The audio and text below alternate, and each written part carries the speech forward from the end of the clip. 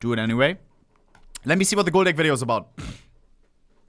Goldec, one of my favorite YouTubers. So if it's a banger, then I wouldn't be against it.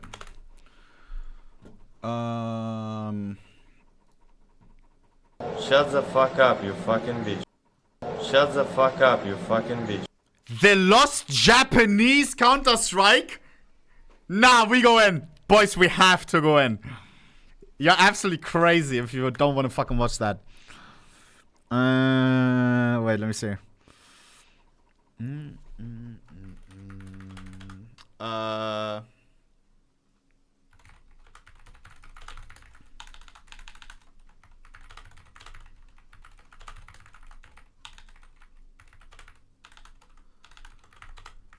Okay.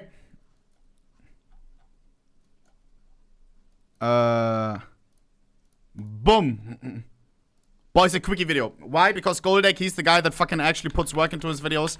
They're absolute, unlike some people like me, lol. Absolute fucking banger incoming. The Lost Japanese Counter-Strike. Counter-Strike is a tried and true game, having many official versions and countless sequels. Which one's but your none favorite? of these are quite like Counter-Strike Neo, a version of Counter-Strike so obscure that it was practically erased from existence. Hidden away in Japanese arcades, built with Valve's blessing, featuring futuristic characters, brand new lore, and maps that don't exist anywhere else. A game that's now nothing more. Chat. I know sometimes I jokingly say, I want one, I need this. AKA when it's about a skin. I want one of those fucking Counter-Strike arcade machines. Are you serious? If you have one, reach out to me. More than a faint memory in Counter-Strike history, lost to time. In this video, I'm going to be covering the history of the game, what made it so special and unique, and what ultimately happened to it. So let's start from the beginning. The year was 2000. Bandai Namco, yes, that Bandai Namco, led by Tetsu Tsuchiya, wanted to replicate the success of Counter-Strike by bringing it to Japan. The only issue was, most of Japan didn't care much for competitive shooters like Counter-Strike, so Tetsu and his team devised a plan. What if, instead of hoping people would suddenly download Counter-Strike at internet cafes and learn it, they made a unique and catered version just for Japan at arcades, because people go to arcades to play video games. Tetsu also decided against creating a brand new title to compete with Counter-Strike. Whoa. They had female agent skins way before us, huh? Mainly because of budget constraints. Instead, he chose to work with Counter-Strike because of its already rising popularity at the time. In the meantime, Namco set up an arcade called Lead Zone in the heart of Tokyo, Japan. This store was meant to be the foreground of Namco's experimental titles, which didn't only include Counter-Strike. They were actually originally meant for more MMORPG type games, which is why they aren't your typical arcade machines. Instead, being a Linux-based computer with set peripherals that you couldn't change. Wait. GeForce 4600. It's not that bad, or? What do I have? 4090. 4600? They aren't your typical arcade machines, instead being a Linux-based computer with set peripherals that you couldn't change and had loud-ass speakers. But thankfully you could plug in headphones if you asked the staff nicely. Lord. As time went on though, Namco really anchored onto the idea of Counter-Strike, which started their first rounds of production on the style and story of the game. Instead of the typical terrorists versus counter-terrorists, they decided to replace them with two new factions. The CT side is called Neo, and the T side is called CSF. The story for CS Neo is pretty interesting as well. Let me try to summarize it real fast. In this world, or more like the future, an evil corporation named Neo was trying to set up a space station to the moon to get resources from space much easier. However, this didn't end up working. Not because Neo messed something up, but instead a world-changing disaster that was an asteroid colliding with the moon. Unlucky. This asteroid completely destroyed the moon and sent debris from it straight down to Earth. The explosion and debris mainly affected areas near the Gulf of Mexico, but it also managed to shift the Earth's axis. While the rest of the world was in chaos, Neo saw an opportunity. That resource-rich asteroid could help aid their efforts at becoming a world superpower, and with the rest of the world struggling, it seemed even more possible. The resources from the asteroid helped Neo advance technology to crazy levels, which is why the Neo team in the game are so— Dude, why does this fucking this old Counter-Strike that nobody like played outside has this cool lore? Where's our lore? Where's the Counter-Strike 2 lore? Where's Agent Ava coming from? Dude, they have this, what is this lore? We don't have this. Futuristic looking. To combat Neo's monopoly and maintain— laws, well, true. Jesus did do a video on the Counter-Strike lore. But it's like, it sounds like a lot of fantasy as well, no? Like just trying to connect dots. Or am I tripping? In order in a drastically changed world, the few remaining countries organized their police forces and militaries to form the CSF. I don't know about you, but I wish normal Counter-Strike had a story this crazy. Once the character and stories were finalized, it was time to get permission from Valve themselves, and probably some of their help. After faxing back and forth for a while, Valve responded slowly and didn't exactly make things clear, so Tetsu and his team did the only thing they could. They packed their bags and flew all the way to Valve's headquarters in Seattle. Wow. When they explained their plans, Valve was surprisingly interested in helping, with none other than Gabe Newell himself signing the contract. Wow. Namco then got on to work on the Chat, you just gotta take action in life. Imagine they kept on talking via fax. We would have never had this Counter-Strike game. What does Counter-Strike 2 need that Valve may not be aware about, that they get faxes about right now? Anti-cheat. Maybe it's time that we move our ass and say that we need an anti-cheat instead of faxing it. first iteration of the game, which was released in 2003. This first version was essentially a heavily modified Counter-Strike 1.6, and has since become completely lost to time, practically a piece of lost media. In fact, this video here shows the only known gameplay found of it, thanks to Marlanka who found it and has been a huge help in making this video. Thankfully, there's still some images of the game that were posted to the original, now defunct. Lost media is so interesting to me. How does this happen? Because there were smartphones back in the day, right? Dude, if a thing that thousands of people played, all of a sudden you can't find a single fucking video about anymore. Dude. Just imagine how much lost media you're gonna have, like, with your fucking shit in fucking 10 years. Make sure to back shit up, bro. Photos and shit. Oh, man, you're the only one who has it. Defunct website. It really does look a lot more like CS 1.6 with vastly different character models compared to the second, more polished version. That second version was released in 2005, 2 years after the first, and this is where things get even more interesting. This version used Counter-Strike source models straight from Valve, using the source weapon models and graphics, even though it was still running on the Gold source engine. More specifically, a models and graphics, even though it was still running on the Gold source. The Gold source engine? Oh, dude, imagine unboxing Gold in CS with Gold source engine. More specifically, a heavily modified version of Counter-Strike Condition Zero. This puts the game in such a weird middle ground between Gold source and source that I can't help but point it out. Source. You go through missions that look like they're from source, but the sound effects are straight out of Half-Life 1. As I mentioned before, the second version was much more polished, likely because Namco saw how successful the first experimental version was in 2003. But along with that polish came some changes. The more ambitious and Is that Michael Jackson? downright bizarre looking characters from the original version were swapped out for more boobalicious and basic ones, although it's still Oh, she's literally called Mummy. Got the dogs out. Got the milk out. Wow.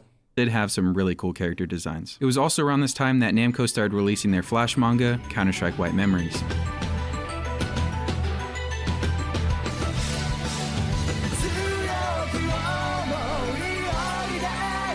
Shut up. We had a Counter-Strike manga? Is this a joke? Show. Newbie of CSF. Show is not so cheerful, but not so gloomy. Usually he talks with people as a normal person. However, he doesn't communicate with people deeply. In other words, he does not only take it closer to others, but also does not admit them too close to himself. He doesn't remember anything about before he became a soldier. That's why he does not have a... Dude, we had Arcane before they had it.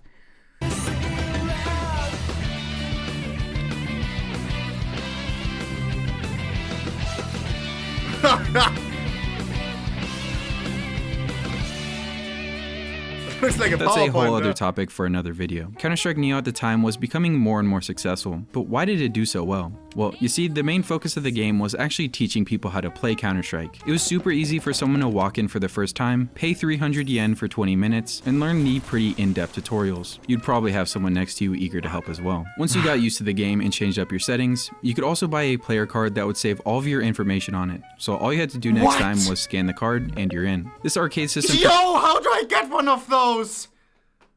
Oh my god. Nah. How much do you think something like this would be, Chad?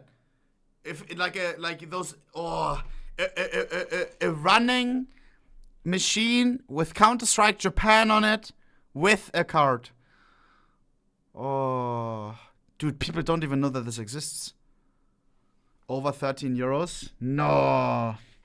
for Counter-Strike worked so well that Neo was actually a lot of people's first FPS games ever played, and it definitely left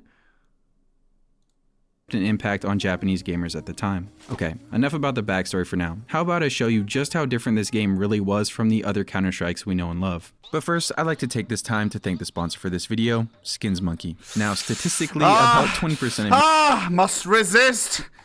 you are hopefully still watching right now, so maybe this is meant for you. Are you tired of your same old loadout in Counter-Strike? Want to perhaps switch something up? Well, with Skins Monkey, it's insanely easy to do exactly that. Chat, what do I do here? I feel rude skipping it, but I also own my own marketplace. Dude, I hate when it's CS Skins. Scheiße, we just gotta start sponsoring everyone. Select the skins from your inventory to trade, and then select from the huge list of skins that are on Skins Monkey. There's a ton of filters you can sort by, including budget, to find that perfect item you've always been wanting. You can also claim a free $5 just by trading $100 worth of skins, or less if you're happy with a lower bonus, and using my link in the Usually those sites ask for very much fee, that's all I'm gonna say, skimmer.com, scheiße. Description or code Goldec. You can also get a 5% deposit bonus on top of an already 30% deposit bonus for an easy 35%. Thanks again to Skins Monkey for sponsoring this video. Now, let's get back to the gameplay. Aside from the main defuse mode we're so used to seeing, this game also came with a mission mode that was essentially 3 scenarios. One where you had to fight through a sea of pre-placed enemies and defuse a bomb, another where you had to plant a bomb, and another where you have to plant the bomb and defend it and also survive. That one was definitely the hardest one, but thankfully I did have Deslance's help. The times you get on these missions could also be compared to the rest of the arcade, the fastest times presumably being at the top of the board. Now how about the typical defuse mode? Well, not too surprisingly, version 2 had the exact weapon loadout from Counter-Strike Source. A very funny combination seeing these futuristic cyborg characters that even had bionic ponytails running around with a UMP or AWP. Feels like they should have some laser guns or something. Although going through the game files, we can see some references to other items that didn't make it into the game, like the Goofy cookery knife. Law grenade. Law, flare, gas mask, Molotov, shield, and an M60. Some of this could be placeholders from version 1 as well. The gameplay itself though was basically the same as other Counter-Strikes. No real notable changes to the weapons, the bomb, or even health and armor other than the pictures for them. Although the jumping was replaced with a crouch jump, which was most likely for the newbies. And yes, you could be hot, but that crouch jump did make it a bit harder. The second version I'm showing here also only had a diffuse game mode. Well, sort of. There were actually event maps that would be hosted every— Wait, I need to see this machine. So you have a monitor? No smoking, it says on the fucking thing. You have your mouse and keyboard. Lol, I've never seen an arcade machine with mouse and keyboard. Also only had a diffuse game mode. Well, sort of. There were actually event maps that would be hosted every once in a while for Neo, which are pretty hard to get some info on. But there is still one map in the game files called E17 that was the assassination game mode, so really the only map in the version 2 game that has a hostage per se. The first Why the fuck is the spacebar so small? Is it? What? Huh? What the fuck is that spacebar? Dude! Huh? Are they all scroll wheel jumping? No shot. Is this the Japanese layout? 17, that was the assassination. It kinda makes sense because for their language, do they even use spacebar? That would make a lot of sense. Oh, I never thought about this. Wait, let me check. Japanese keyboard. Yeah, lol. We're learning today. Look how small it is. It probably is because their language, they put all the words together and they don't use this, like they don't need a spacebar. You smell me? That's not average, chat. That's very tiny. Lol. Game mode, so really the only map in the version 2 game that has a hostage per se. The first lost version of the game was the one that had a lot more of the actual They use spacebar to scroll through kanji options. What does that mean? Chat, do they use spacebar in their language? Any Japan people in the chat? What about the Roblox case opening? We'll do it after this. Love you, cutie pie less than 3. No space, all just connected. There we go. That's so cool. Yes, underscore hostage maps, which is kind of sad to see that it was gone from the second version of the game. I think this hijacked boat map would have been really cool to see. Having the Neo team spawn from a helicopter to save the hostage. Oh, this is where I drop in Fortnite. The ship. In my opinion, this has to be one of the most unique designed Counter-Strike games. With it being Japanese instead of the usual American-made Counter-Strike, they of course took their own creative liberties, especially when you compare it to the usual terrorist versus counter-terrorist games. There isn't any blood in the game. Sorry for pausing so much, but this guy, especially when you compare from the anime, no Piccolo. to the usual terrorist versus counter-terrorist games. There isn't any blood in the game, anime characters running around, and I also found one of the developers' adorable cats in the game files as a placeholder. So this is definitely the cutest Counter-Strike. The maps though were probably the most uniquely designed aspect of the game. These were not your typical Dust 2 and Nuke maps. They were something completely different, and I'm not just talking about the aesthetics, even though I actually really like the look of them. There's this one map that had to go into an ancient pyramid that has a bomb site that looks like this. I have no idea how to explain it, but it's just cool. And a lot of the maps definitely bring back a lot from the Frutiger Arrow era, which is a very interesting. Am I crazy? Why does this look so appealing to me, this fucking game? Look at this. Dude, sometimes less is more. It's just cool. And a lot of I the think maps it's nostalgia. I never played 1.6. But here, shooting some head. Oh, I would play this right now more, like, would love to play this more than CS2 right now. Right now, of course, maybe after playing it for a bit not, but oh, this looks very appealing to me. maps definitely bring back a lot from the Frutiger Arrow era, which is a very interesting style to see in a Counter-Strike game. You can tell the developers put a lot of time and effort into the tiny details on these maps, especially the fact that they would make whole event maps that they knew would be basically deleted after its time was up. Thankfully, a lot of these event maps are still sitting in the game files, and most of them are very peculiar. This one has vehicles on it where I think you race to the end of the map. This one is a KZ type map for New Year's. Hey! DC2 Uno with a 5 sifted. What's in the chat? Kuss Habibi. Kuss Habibi. Kuss you in the pussy, alright? This one's Death Run, I think, and just so many more that I have no clue what they're for. I'm getting a bit carried away by the event maps though. The official map layouts is where the game really shines. They definitely weren't afraid of stepping out of the typical CS map design box, and I have to give them some credit. In fact, they actually designed each map to have a specific gimmick. Hey! Foot Princess with the 10 zifted. Hey! Answer the chat. Answer the chat for Foot Princess. I appreciate you, Bert. Kuss. Them. Downtown was this insanely vertical map that even let you jump across these signs, but they would damage you over time. Hey! Yo, guys, let's finish the video, right? Mr. Male cool words. Hearts in the chat. Kussi on the yeah.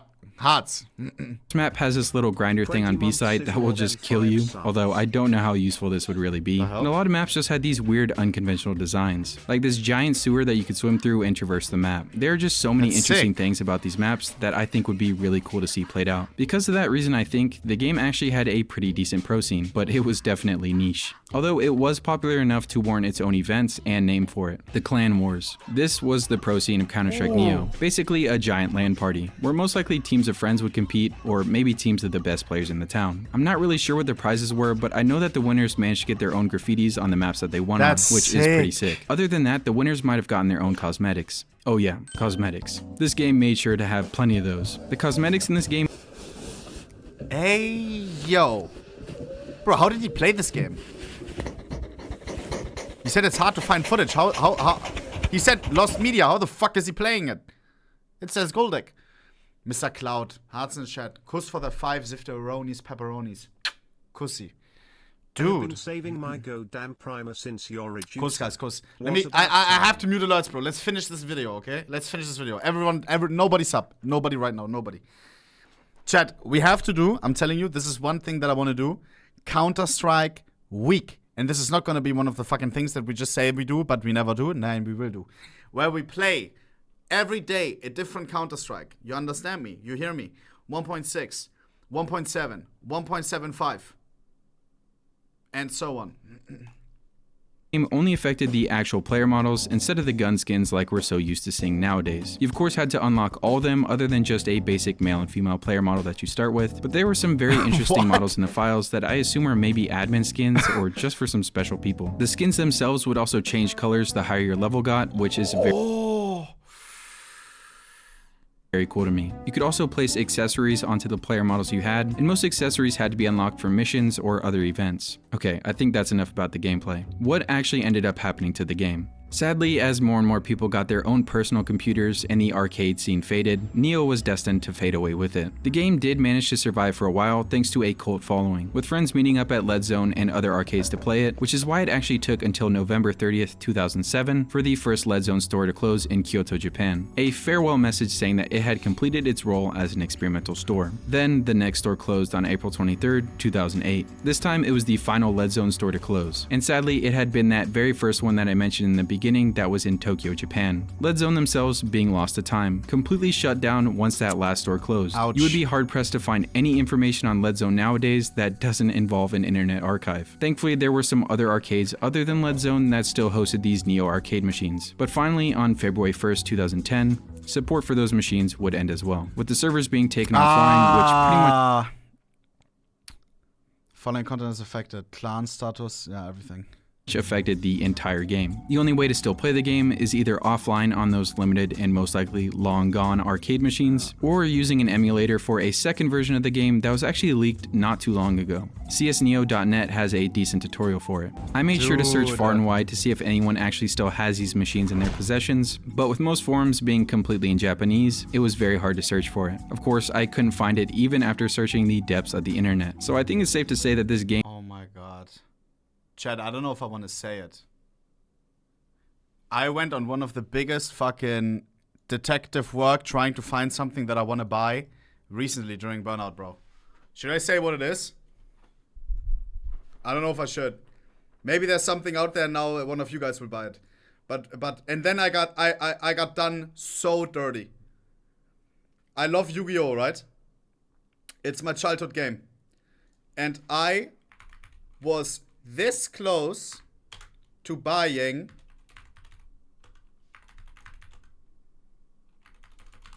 I'll show you this.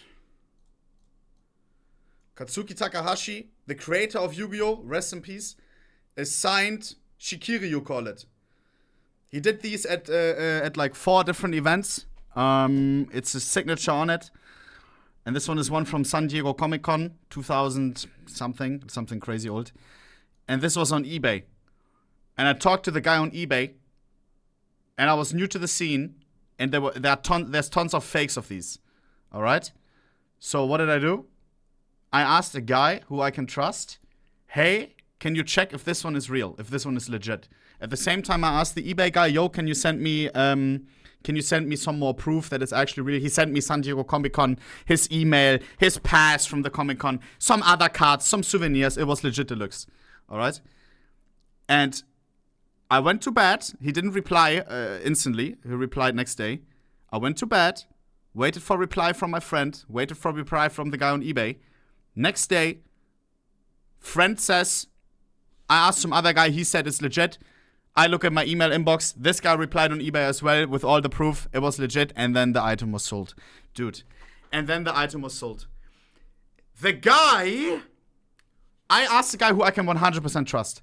The guy that I can 100% trust asked a guy who owns one of these.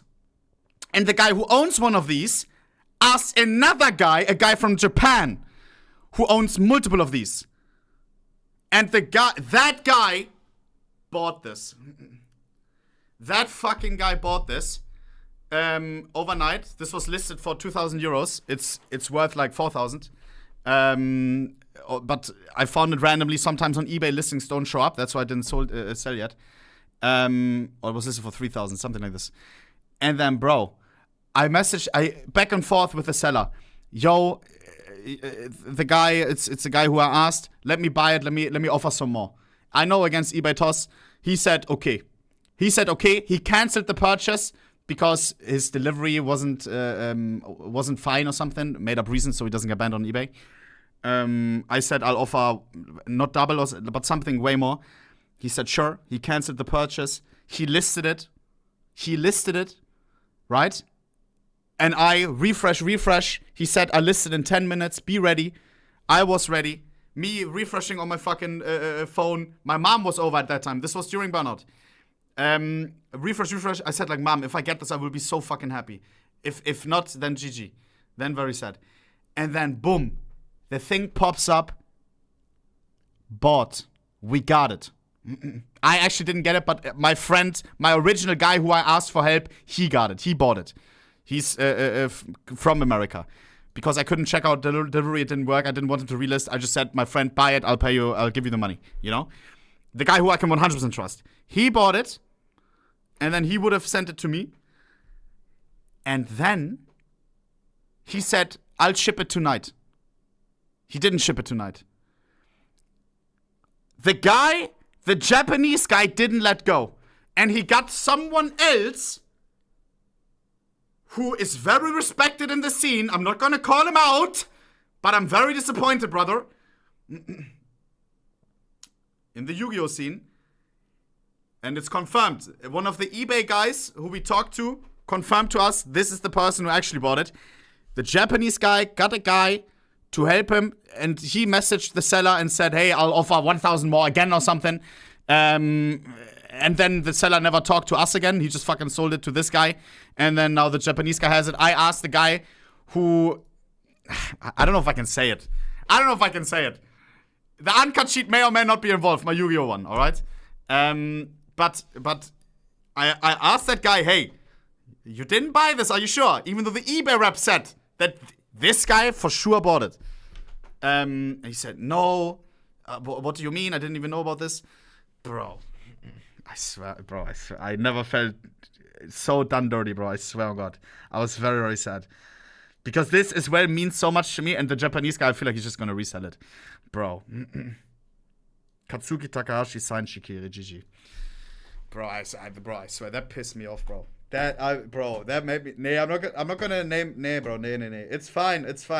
And now it's already a couple of months ago, but man, I was so sad, bro, I swear. He still has these because machines I trusted that guy, you know? I don't know, bro.